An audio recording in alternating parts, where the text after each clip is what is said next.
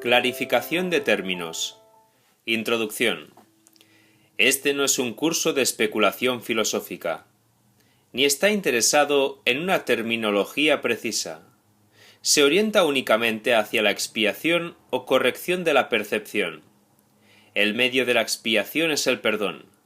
La estructura de la conciencia individual es esencialmente irrelevante, puesto que es un concepto que representa el error original, o pecado original. Estudiar el error en sí no conduce a la corrección, si es que en efecto quieres tener éxito en poder pasarlo por alto. Y es precisamente este proceso de pasar por alto lo que el curso se propone enseñar. Todos los términos son potencialmente polémicos, y quienes buscan controversias la encontrarán, mas quienes buscan clarificación también la encontrarán. Deben estar dispuestos, no obstante, a ignorar la controversia, reconociendo que es una defensa contra la verdad, que se manifiesta en forma de maniobras dilatorias. Los argumentos teológicos como tales son innecesariamente polémicos, ya que dependen de creencias, y por lo tanto pueden ser aceptados o rechazados. Una teología universal es imposible, mientras que una experiencia universal no solo es posible sino necesaria. Alcanzar esa experiencia es lo que el curso se propone. Sólo cuando ésta se alcanza es posible la consistencia, porque sólo entonces se acaba la incertidumbre.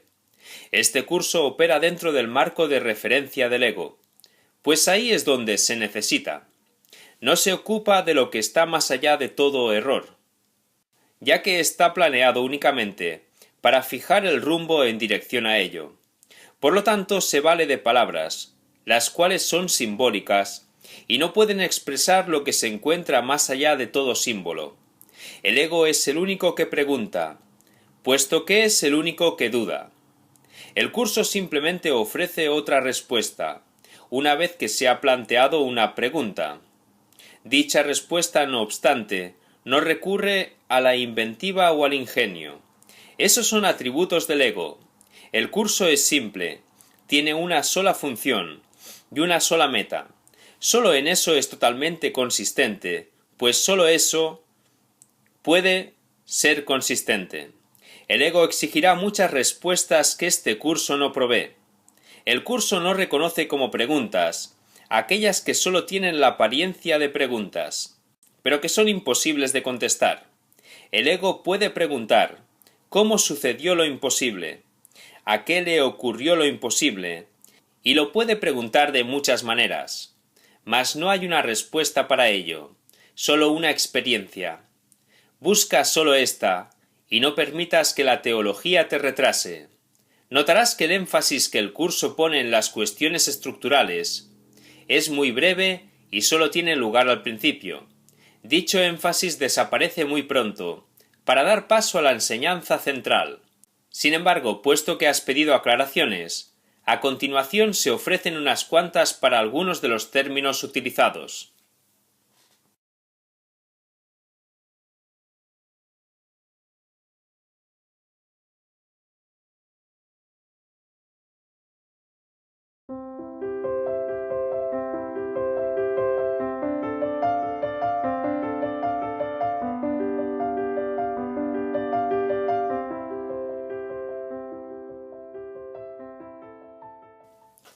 Mente, espíritu.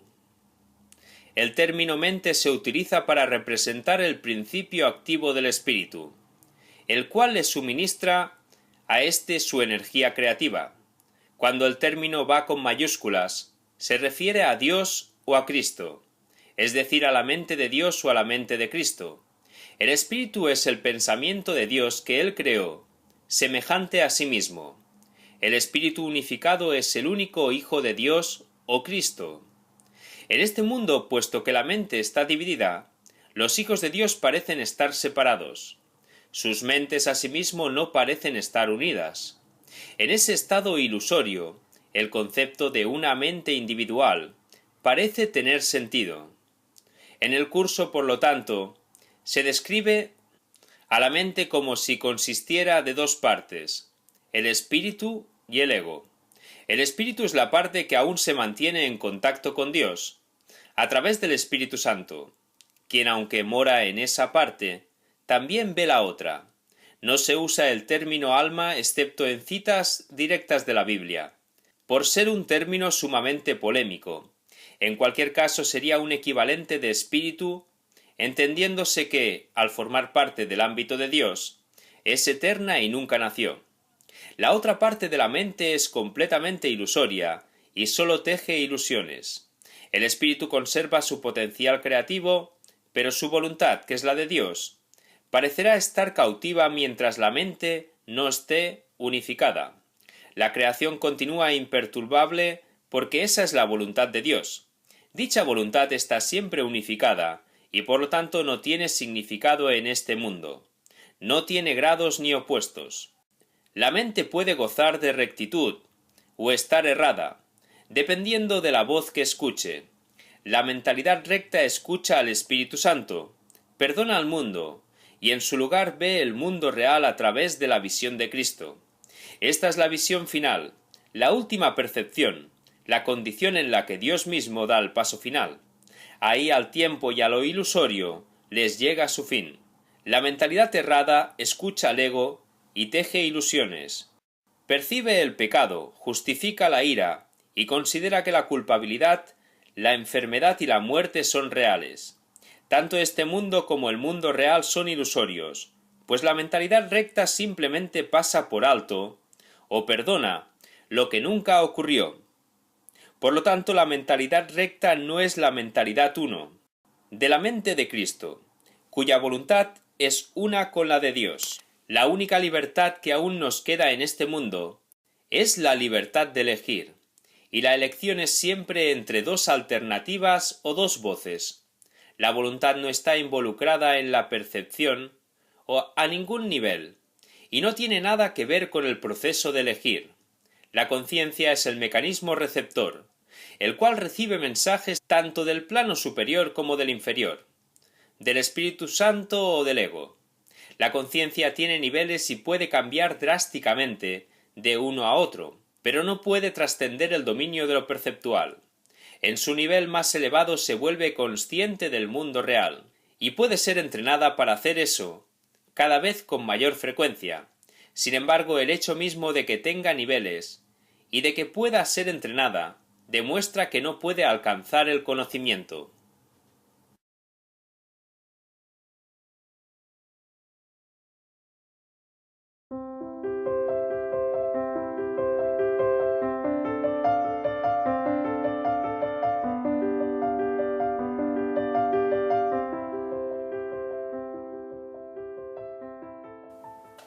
El ego, el milagro.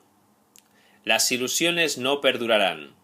Su final es indudable, y eso es lo único que es seguro en su mundo. Por eso es por lo que es el mundo del ego. ¿Qué es el ego? El ego no es más que un sueño de lo que en realidad eres, un pensamiento de que estás separado de tu creador, y un deseo de ser lo que él no creó. El ego es un producto de la locura, no de la realidad. Es tan solo un nombre para lo innombrable, un símbolo de lo imposible, una elección de opciones que no existen. Le damos un nombre solo para que nos ayude a entender que no es más que un pensamiento ancestral, según el cual aquello que se ha inventado es inmortal. Mas, ¿qué podría proceder de ello, excepto un sueño que, al igual que todos los demás sueños, tan solo puede terminar en la muerte? ¿Qué es el ego? El ego no es nada, pero se manifiesta de tal forma que parece ser algo. En un mundo de formas no se puede negar al ego, pues sólo él parece real. Mas, ¿podría el Hijo de Dios, tal como su Padre lo creó, morar en una forma o en un mundo de formas?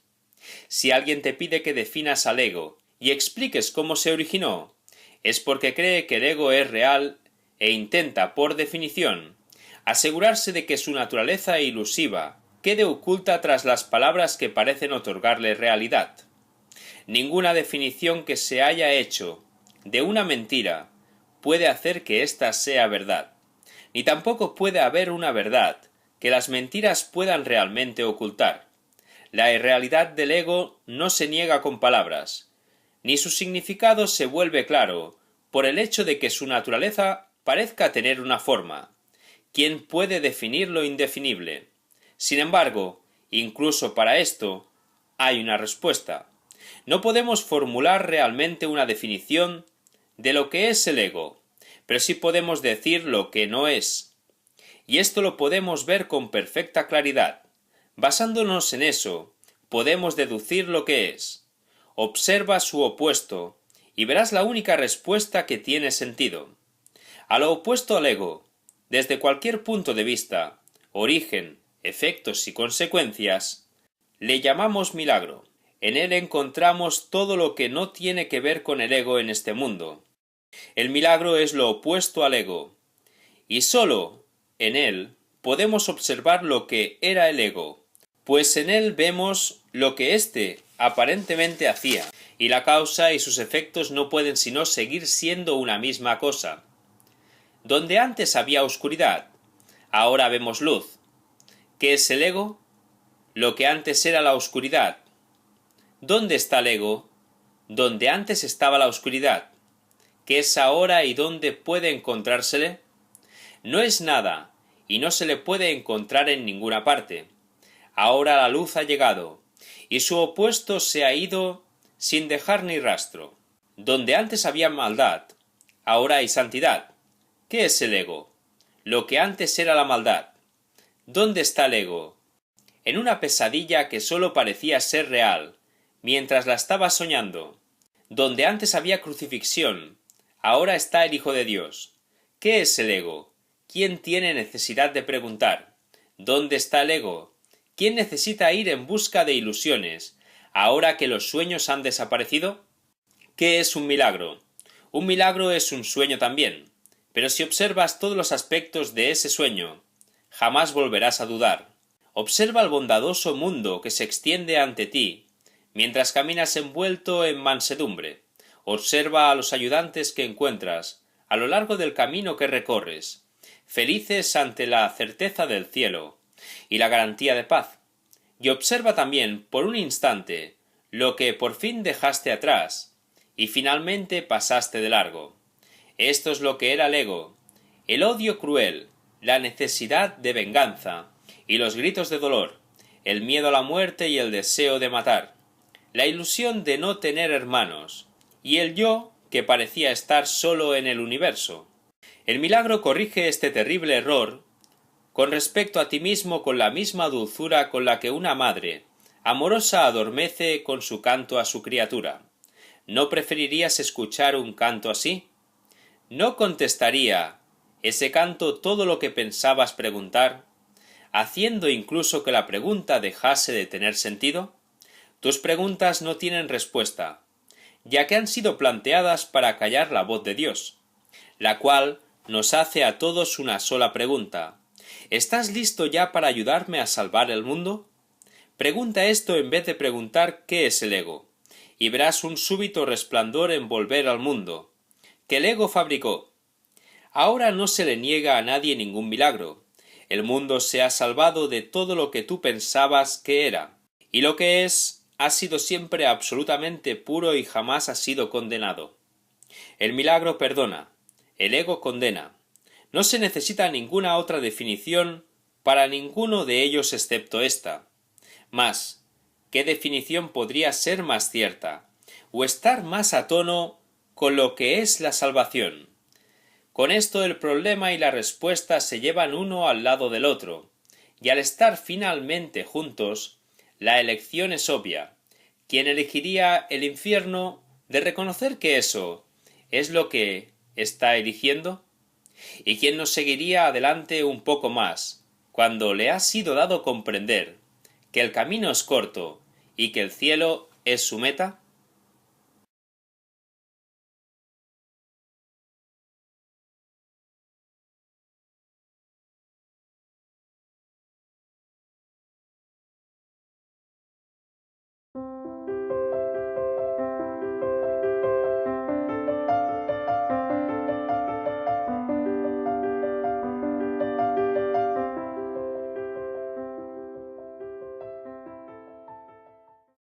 El perdón, la faz de Cristo. El perdón es el medio que nos lleva a Dios y que nos permite alcanzarle, mas es algo ajeno a Él. Es imposible concebir que algo creado por Él pueda necesitar perdón. El perdón entonces es una ilusión, pero debido a su propósito, que es el del Espíritu Santo, hay algo en ella que hace que sea diferente. A diferencia de las demás ilusiones, nos aleja del error en vez de acercarnos a él. El perdón podría considerársele una clase de ficción feliz, una manera en la que los que no saben pueden salvar la brecha entre su percepción y la verdad. No pueden pasar directamente de la percepción al conocimiento, porque no creen que esa sea su voluntad. Esto hace que Dios parezca ser un enemigo en lugar de lo que realmente es. Y es precisamente esta percepción de mente la que hace que no estén dispuestos a simplemente ascender y retornar a Él en paz. Y de este modo necesitan una ilusión de ayuda, porque se encuentran desvalidos. Un pensamiento de paz porque están en conflicto. Dios sabe lo que su Hijo necesita antes de que Él se lo pida. Dios no se ocupa en absoluto de la forma, pero al haber otorgado el conocimiento, su voluntad es que se comprenda, y eso basta. Las formas se adaptan a las necesidades, pero el contenido es inmutable, tan eterno como su Creador. Antes de que el recuerdo de Dios pueda retornar es necesario ver la faz de Cristo. La razón es obvia. Para ver la faz de Cristo se requiere percepción. El conocimiento no es algo que se pueda ver, pero la faz de Cristo es el gran símbolo del perdón. Es la salvación, es el símbolo del mundo real. El que la ve, deja de ver el mundo. Está tan cerca ya del umbral del cielo, como es posible estar mientras aún esté fuera. Mas desde ahí, un paso más basta para entrar.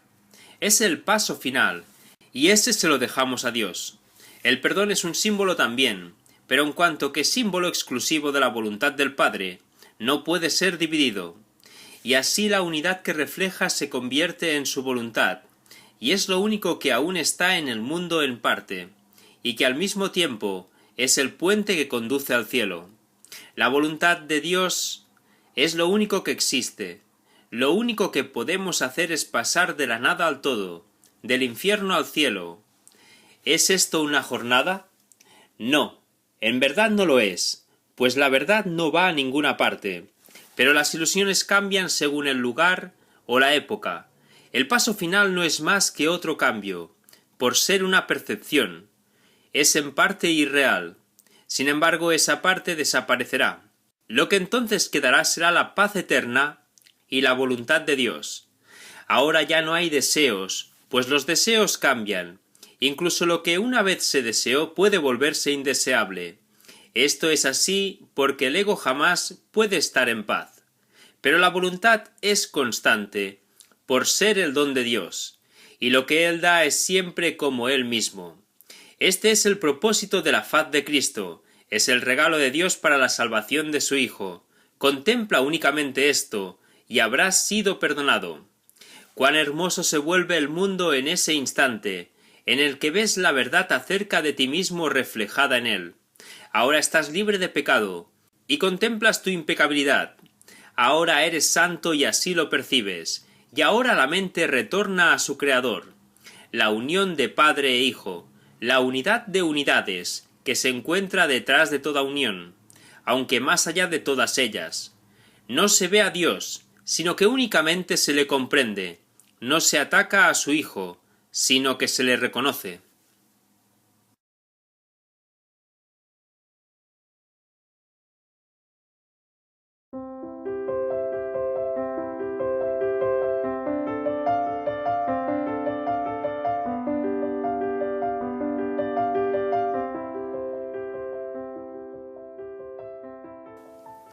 La percepción verdadera, el conocimiento.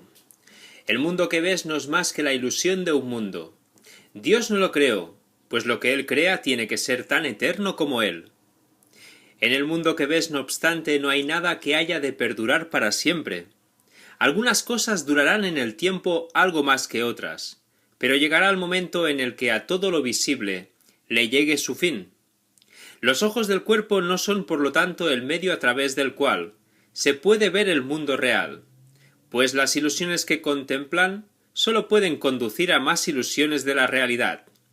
Y eso es lo que hacen, pues todo lo que los ojos del cuerpo ven, no solo no ha de durar, sino que además se presta a que se tenga pensamientos de pecado y culpabilidad. Todo lo que Dios creó, por otra parte, está por siempre libre de pecado, y por ende, por siempre libre de culpabilidad. El conocimiento no es el remedio para la percepción falsa, puesto que al proceder de distintos niveles, jamás pueden encontrarse. La única corrección posible para la percepción falsa es la percepción verdadera. Esta no perdurará, pero mientras dure, su propósito será sanar. La percepción verdadera es un remedio que se conoce por muchos nombres. El perdón, la salvación, la expiación y la percepción verdadera son todos una misma cosa. Son el comienzo de un proceso cuyo fin es conducir a la unicidad, que los trasciende a todos. La percepción verdadera es el medio por el que se salva al mundo de las garras del pecado, pues el pecado no existe. Y esto es lo que la percepción verdadera ve. El mundo se yergue como un sólido muro ante la faz de Cristo, pero la percepción verdadera lo ve solo como un frágil velo, tan fácil de descorrer que no podría durar más de un instante. Por fin se ve el mundo tal como es, y ahora no puede sino desaparecer, pues en su lugar ha quedado un espacio vacío que ha sido despejado y preparado.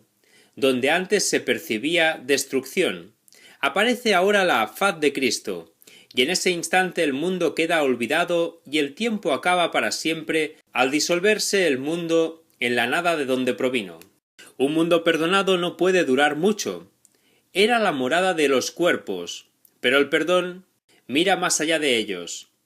En eso radica su santidad. Así es como sana. El mundo de los cuerpos es el mundo del pecado, pero sólo si el cuerpo existiese, sería posible el pecado. El pecado acarrea culpabilidad, tan irremediablemente como el perdón acaba con ella. Y una vez que ha desaparecido todo rastro de culpabilidad, ¿qué queda que pueda seguir manteniendo al mundo separado y fijo en su lugar? Pues la idea de lugar habrá desaparecido también, junto con el tiempo.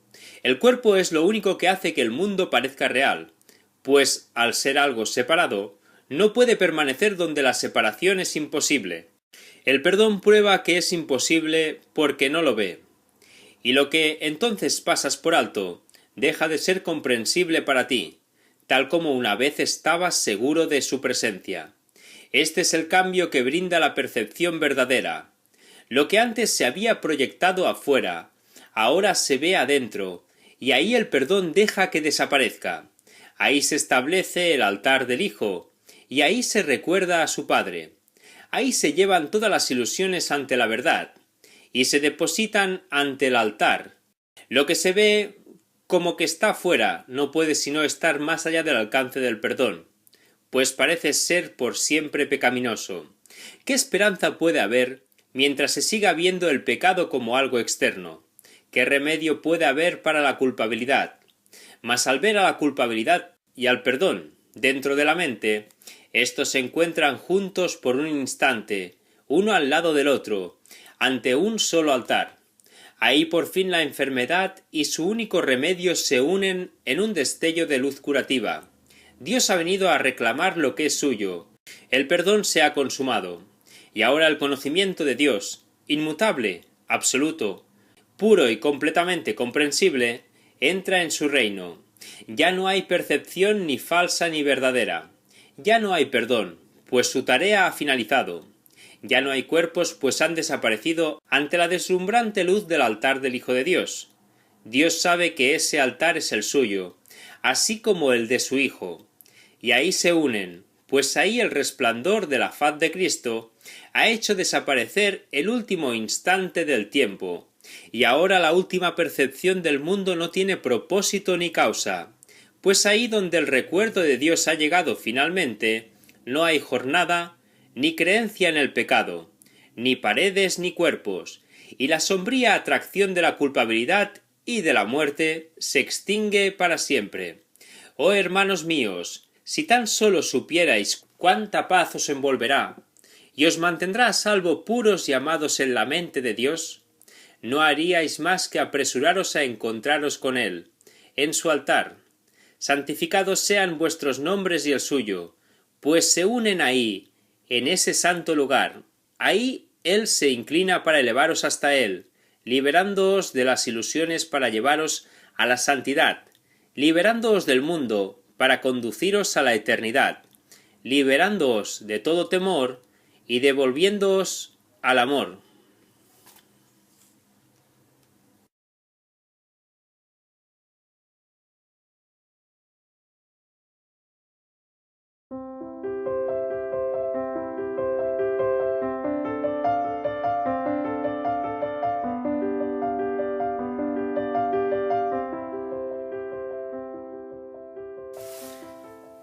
Jesús Cristo.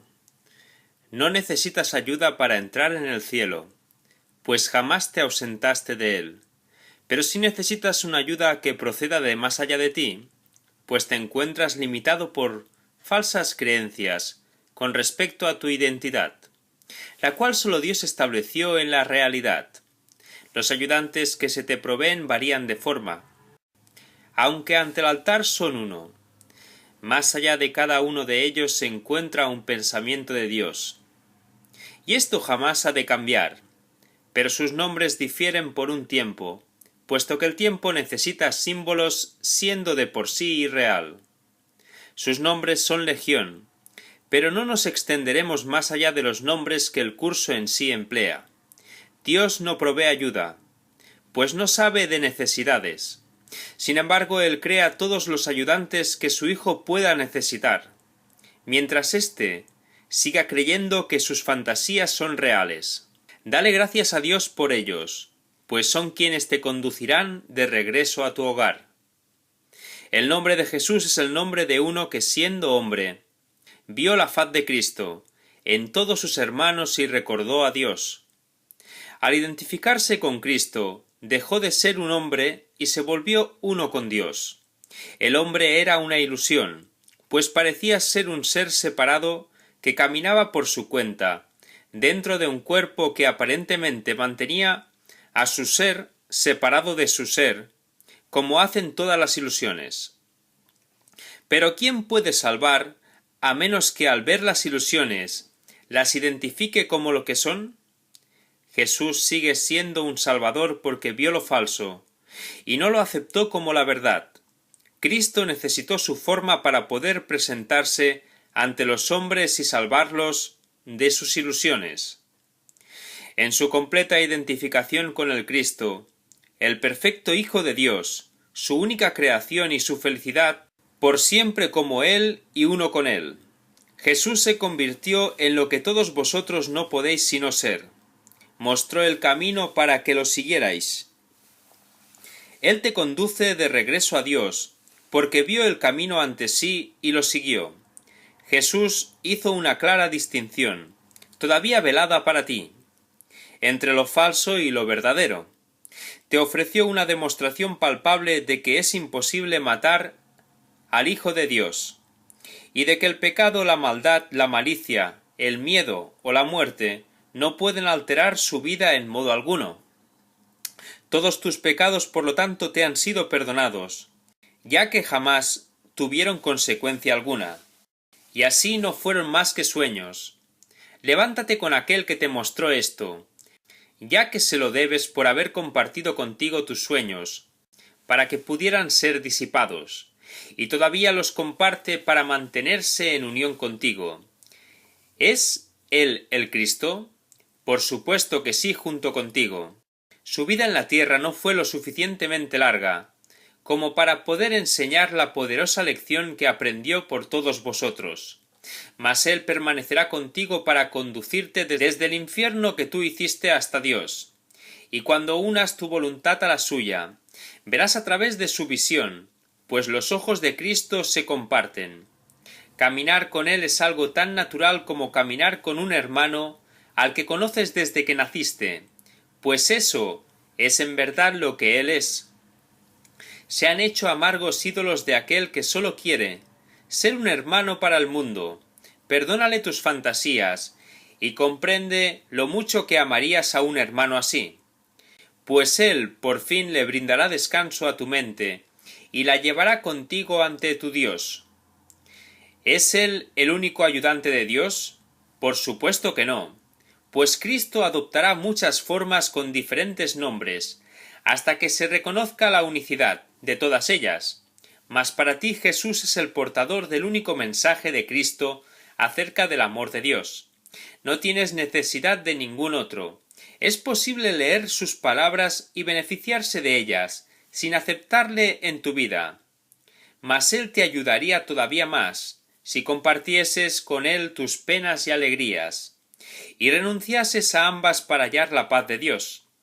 Con todo, lo que Él quiere que aprendas más que nada, sigue siendo la lección que vino a enseñar, la cual reza así: la muerte no existe porque el Hijo de Dios es como su Padre. No puedes hacer nada que pueda alterar el amor eterno. Olvida tus sueños de pecado y de culpabilidad, y en lugar ven conmigo a compartir la resurrección del Hijo de Dios, y trae contigo todos aquellos que Él te ha enviado para que cuides de ellos, como yo cuido de ti.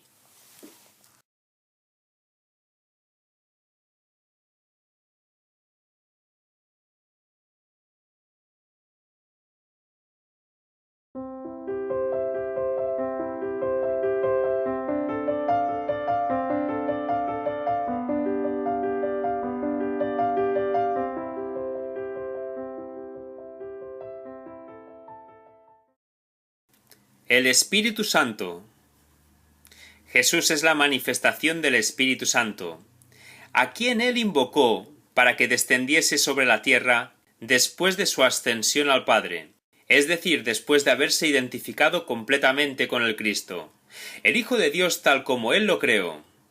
Al ser el Espíritu Santo una creación del único Creador, y al crear junto con Él, y a su semejanza o espíritu, es eterno y nunca ha cambiado. Fue invocado para que descendiese sobre la tierra, en el sentido de que entonces se hizo posible aceptarle y escuchar su voz. Su voz es la voz de Dios, y por lo tanto ha adquirido forma.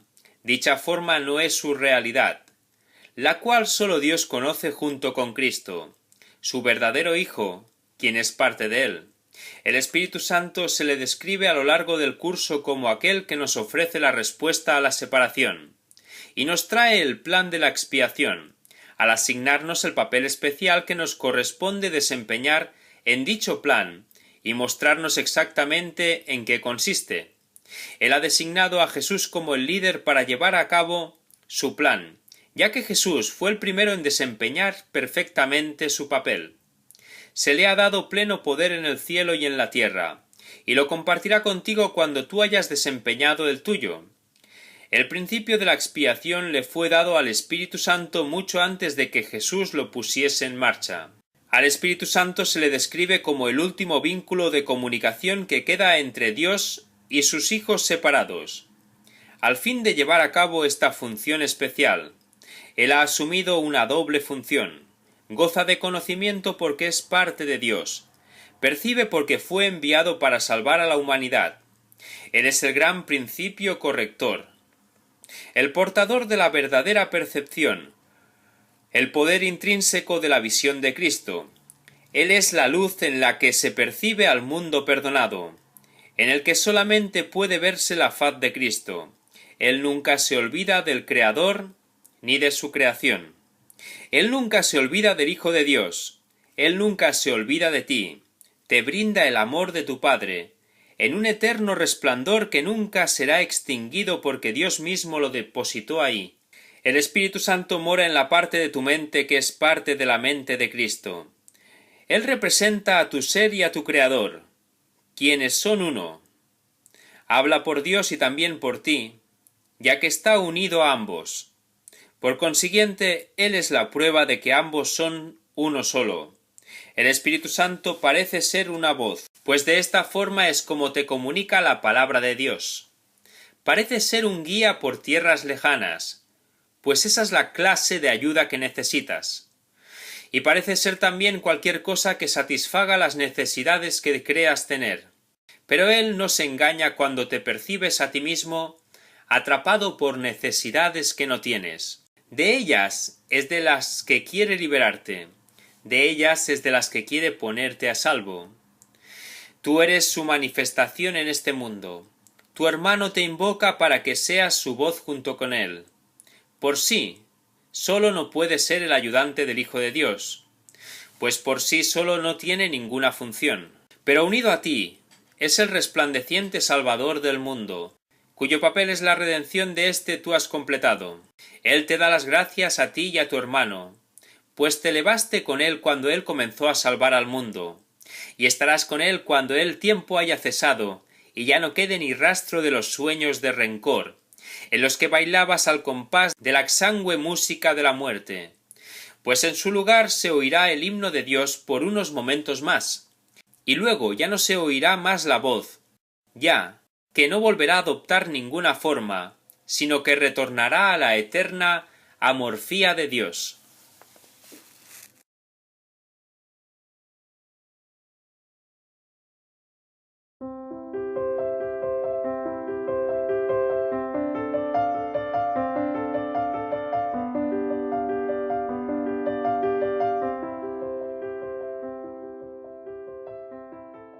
Epílogo. No olvides que una vez que esta jornada ha comenzado, el final es seguro. Las dudas te asaltarán una y otra vez a lo largo del camino, y luego se aplacarán solo para volver a surgir. El final, no obstante, es indudable. Nadie puede dejar de hacer lo que Dios le ha encomendado que haga. Cuando te olvides de esto, recuerda que caminas a su lado, con su palabra impresa en tu corazón. ¿Quién puede desalentarse teniendo una esperanza como esa? Ilusiones de abatimiento parecerán asaltarte, pero aprende a no dejarte engañar por ellas. Detrás de cada ilusión está la realidad y está Dios. ¿Por qué querrías seguir esperando por esto y sustituirlo por ilusiones cuando su amor se encuentra tan solo un instante más allá, en el camino donde todas ellas acaban? El final es indudable y está garantizado por Dios. ¿Quién se detendría ante una imagen inerte, cuando un paso más allá el más santo de todos los santos abre una puerta inmemorial que conduce más allá del mundo? Tú eres un extraño aquí, pero le perteneces a aquel que te ama como él se ama a sí mismo. Solo con que me pidas que te ayude a hacer rodar la piedra, ello se hará conforme a su voluntad. Nuestra jornada ya ha comenzado. Hace mucho tiempo que el final se escribió en las estrellas y se plasmó en los cielos con un rayo de luz brillante, que lo ha mantenido a salvo en la eternidad y a lo largo del tiempo, y que aún lo conserva inalterado, imperturbable e inmutable. No tengas miedo. No hemos hecho más que reanudar una vieja jornada que comenzamos hace mucho tiempo, pero que aparenta ser nueva. Hemos reanudado nuestra jornada por la misma senda que estábamos recorriendo antes, y en la que, por un tiempo, nos perdimos. Y ahora intentamos recorrerla de nuevo. Nuestro nuevo comienzo posee la certeza que le había faltado a la jornada hasta ahora. Levanta la mirada y contempla su palabra entre las estrellas, donde él ha escrito tu nombre junto con el suyo. Levanta la mirada y halla tu infalible destino, que el mundo quiere ocultar, pero que Dios quiere que veas. Esperemos aquí en silencio, y arrodillémonos en un instante en agradecimiento hacia aquel que nos llamó y nos ayudó a oír su llamada. Y luego levantémonos y recorramos con fe el camino que nos conduce a él. Ahora estamos seguros de que no caminamos solos, pues Dios está aquí, y con él todos nuestros hermanos. Ahora sabemos que jamás volveremos a extraviarnos. El canto que sólo se había interrumpido por un instante se vuelve a oír, si bien parece como si nunca antes hubiese entonado. Lo que aquí ha empezado ganará fuerza. vida y esperanza, hasta que el mundo se detenga por un instante y olvide todo lo que el sueño de pecado hizo de él. Salgamos al encuentro de ese mundo recién nacido, sabiendo que Cristo ha renacido en él, y que la bendición de su renacimiento perdurará para siempre. Habíamos perdido el rumbo, pero Él lo ha encontrado por nosotros. Démosle la bienvenida a aquel que regresa a nosotros para celebrar la salvación, y el fin de todo lo que creíamos haber hecho. El lucero del alba de este nuevo día contempla un mundo diferente, en el que se le da la bienvenida a Dios, y a su Hijo junto con Él. Nosotros, que le contemplamos, le damos las gracias tal como Él nos las da a nosotros. El Hijo reposa, y en la quietud que Dios le dio, entra en su hogar, y por fin está en paz.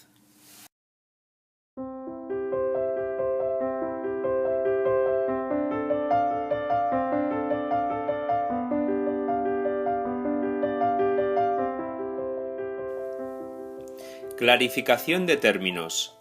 Introducción. Este no es un curso de especulación filosófica, ni está interesado en una terminología precisa. Se orienta únicamente hacia la expiación o corrección de la percepción.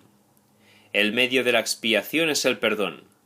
La estructura de la conciencia individual es esencialmente irrelevante, puesto que es un concepto que representa el error original o pecado original.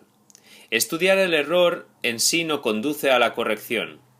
Si es que una experiencia universal no sólo es posible sino necesaria. Alcanzar esa experiencia es lo que el curso se propone. Sólo cuando ésta se alcanza es posible la consistencia, porque sólo entonces se acaba la incertidumbre. Este curso opera dentro del marco de referencia del ego, pues ahí es donde se necesita. No se ocupa de lo que está más allá de todo error, ya que está planeado únicamente para fijar el rumbo en dirección a ello. Por lo tanto, se vale de palabras, las cuales son simbólicas y no pueden expresar lo que se encuentra más allá de todo símbolo. El ego es el único que pregunta, puesto que es el único que duda. El curso simplemente ofrece solo una experiencia. Busca solo esta, y no permitas que la teología te retrase. Notarás que el énfasis que el curso pone en las cuestiones estructurales es muy breve y solo tiene lugar al principio. Dicho énfasis desaparece muy pronto, para dar paso a la enseñanza central. Sin embargo, puesto que has pedido aclaraciones, a continuación se ofrecen unas cuantas para algunos de los términos utilizados.